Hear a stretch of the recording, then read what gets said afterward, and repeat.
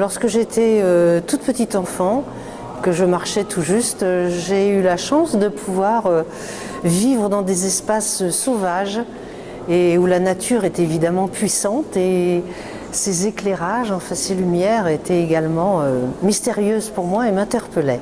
En fait, je vivais dans la nature et je la ressentais vraiment profondément et je sentais en moi qu'il y avait quelque chose de mystérieux qui me dépassait, qui m'échappait et je ne savais pas le formuler parce que j'étais trop petite pour ça et j'avais pas de concept, j'avais pas non plus dire ses émotions, c'est pas évident quand on est tout enfant et justement la peinture m'a amenée à avoir ce langage qui est le langage plastique qui permet justement d'exprimer ce que parfois les mots ont du mal à donner dans le sens profond du vécu.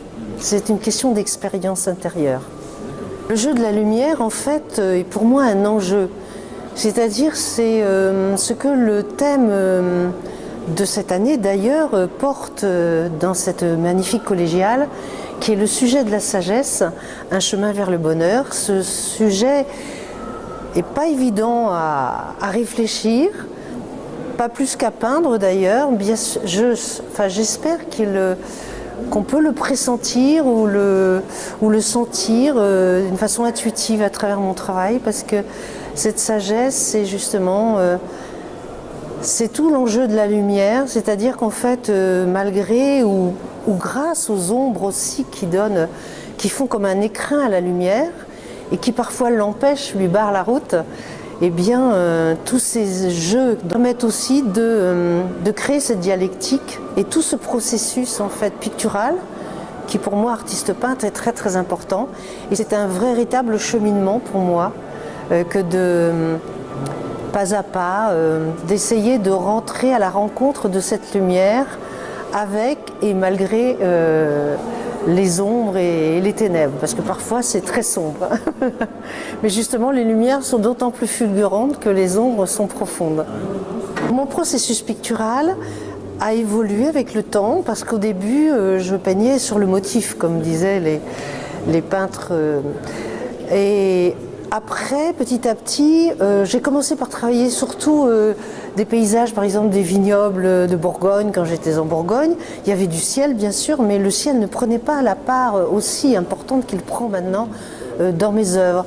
Petit à petit, j'ai peint de plus en plus le ciel à cause de ce rapport de la lumière et de ces nuages qui sont traités chez moi comme la question des nuées.